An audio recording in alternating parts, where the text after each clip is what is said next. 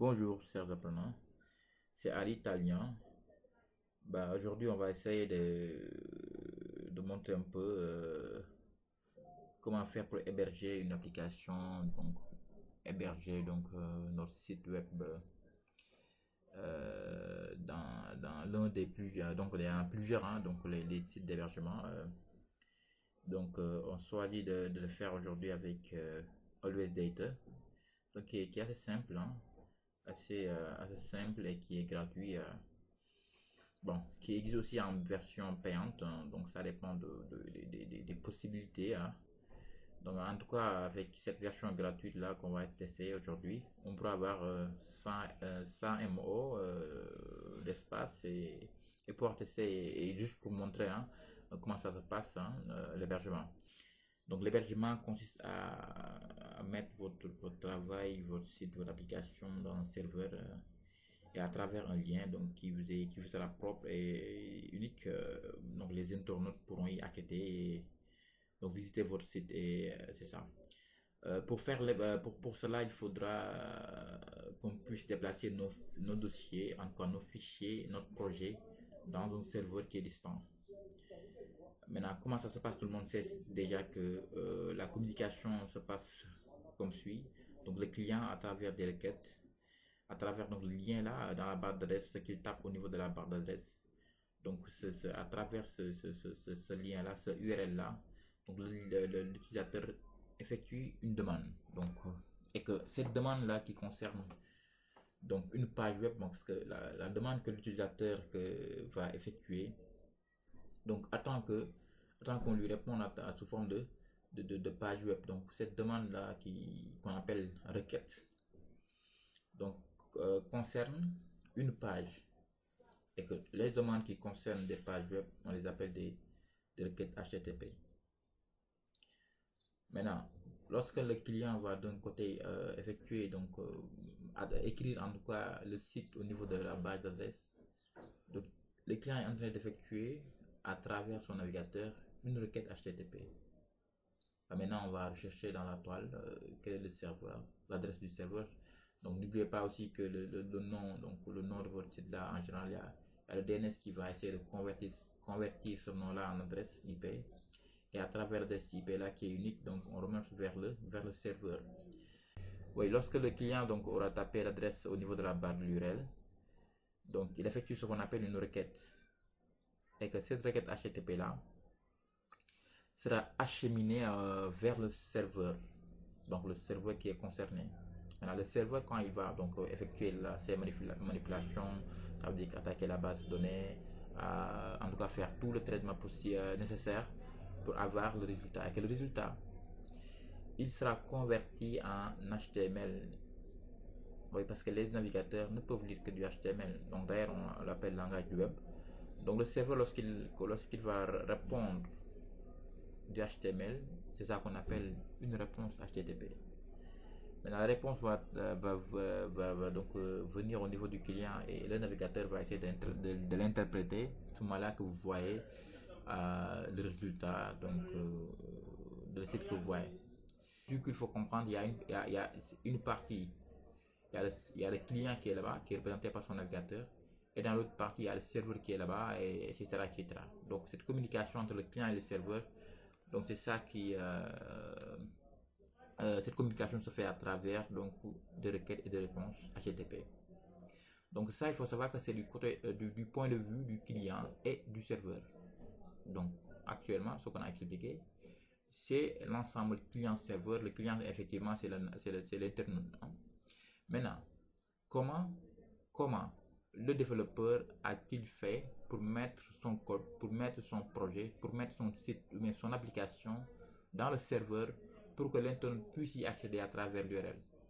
C'est cette partie-là qu'on va essayer d'expliquer aujourd'hui à travers un exemple, très simple, hein, et comment faire pour mettre le code du développeur, mettre le projet du développeur dans le serveur.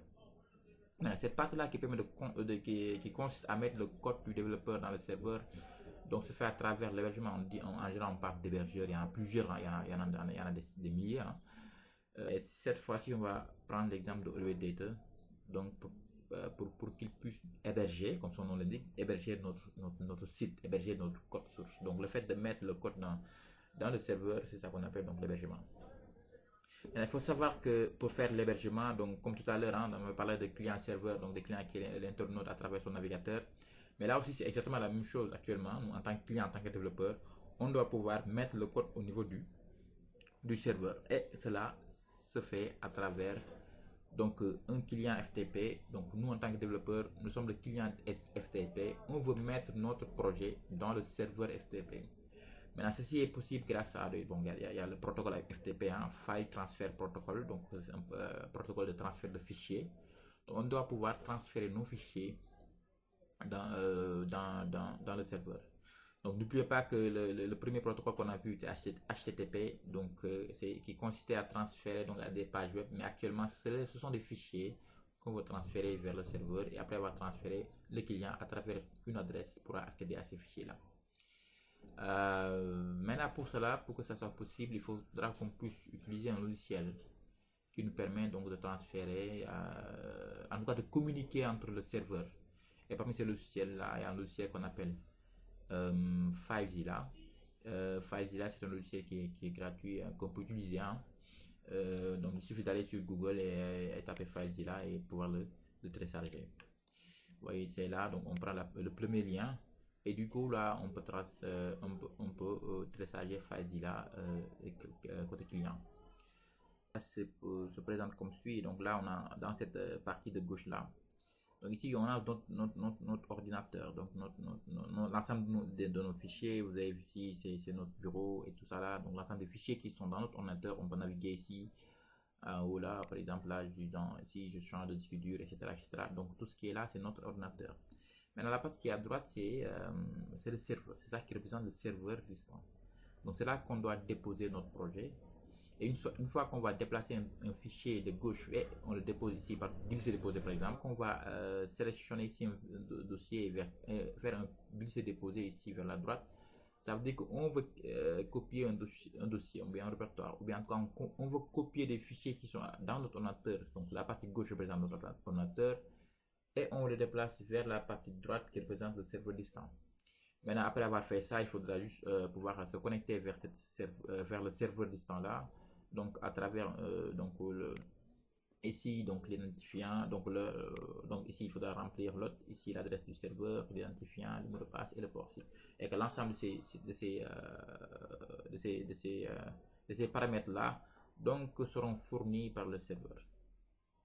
Ok, donc une fois qu'on a installé FileZilla et qu'on a un peu compris l'interface, on va essayer de créer donc un compte au niveau de notre hébergeur.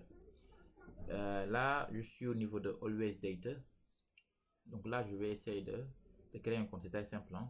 Donc, on va cliquer sur inscription. Alright. Ok, cool. Donc, je crois que votre compte a été créé avec succès. Donc, on va essayer de voir notre email pour pouvoir activer. Alright, donc la création s'est bien effectuée. Donc là, je vais venir cliquer sur le lien. Ok, et là, on va essayer de se connecter. Donc là, je me connecte à travers mon email. Je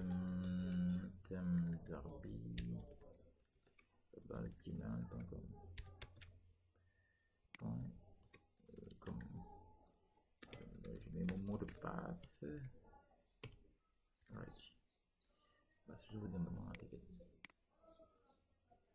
Ok, cool. Nous voici dans notre... Donc pour la première fois au niveau de l'interface EVData. Donc là on a déjà un compte. Il suffit maintenant de pouvoir préparer l'espace pour déposer notre projet. Ok, maintenant à partir de l'interface administrateur donc, de EVData, donc là dans notre compte, nous sommes au niveau de notre compte. Donc on va descendre au niveau de accès distant. On va choisir FTP. Ouais, parce que là on veut transférer nos fichiers ici. Donc là on va cliquer sur le menu là. Oui, si on veut on peut créer ajouter d'autres utilisateurs. Hein. Mais c'est pas la peine parce qu'ici si vous voyez bien, on a tout ce qu'il nous faut. On a donc ici l'autre. Donc tout à l'heure, souvenez-vous, on demandait l'autre. Donc l'autre sera donc, c'est ça qu'on va copier pour le mettre là-bas. Là, on a besoin de, donc le nom de notre utilisateur, donc c'est NatM ici, et le mot de passe. Donc là, tout le monde sait déjà, on a notre mot de passe. Donc là, il suffit d'aller maintenant et essayer de transférer nos fichiers. Application qui ne cite pas de base de données. Mais au cas où votre application, ben, votre site là, il y a une base de données, donc là c'est très simple, vous cliquez sur ce menu là, bon, et vous choisissez la base de données que vous utilisez, donc que ça soit MongoDB, MySQL, tout ça là. Donc par exemple, on va cliquer sur MySQL et là, donc ajouter une base de données. Et là, on va donner l'ensemble des informations qu'il faut. Donc, je vais donner actuellement. Donc, on n'a pas besoin de base de données. C'est bon. La prochaine étape, c'est d'aller au niveau de notre file là et de choisir notre répertoire, en tout cas notre projet, de le transférer. Donc là, on a l'existoire, donc nous sommes en local, hein, donc l'existoire, vous vous souvenez un peu de ce qui générait des champs et de pouvoir donc compter le nombre de mots qui commencent avec des erreurs. Donc tout ça là, vous vous souvenez de l'exercice là, et que là, quand on termine en temps de démo comme ça, donc il nous dit est-ce que c'est un, donc ce mot là n'est pas valide, et là on dit le nombre de mots avec la lettre M. Donc l'exercice actuellement, si vous regardez bien, je suis en local. On va essayer de le déployer et de le mettre au niveau de Data, au niveau de file là. Ben, je lui montre là où se trouve l'exercice. Donc là, je vais en haut naviguer vers local, vers notre ici, 64. Et on a ici www. Donc là, c'est dans SA et c'est l'exercice 3. Je crois bien que c'est l'exercice 3. Effectivement, c'est l'exercice 3. Donc là, l'exercice 3 est là. On ouvre l'exercice 3 et là, du coup, on va déplacer ces fichiers là au niveau de notre serveur. Mais attention avant de le déplacer, parce qu'actuellement, regardez, absence de connexion à un serveur. Donc on va se connecter d'abord. N'oubliez pas que l'autre là, c'est une information que l'utilisateur va nous donner. Donc nous sommes là au niveau de l'administration. Je crois que c'est ici. Je vais retourner vers FTP pour avoir cette information. Donc là, c'est ça qu'on va effectivement copier. Et le coller au niveau de FileZilla. Donc là, je le colle ici, c'est l'autre. Et pour l'identifiant, donc là aussi, c'est l'information là de notre connexion. Pour moi, c'est NatM. Je le colle ici. Et le mot de passe, donc là,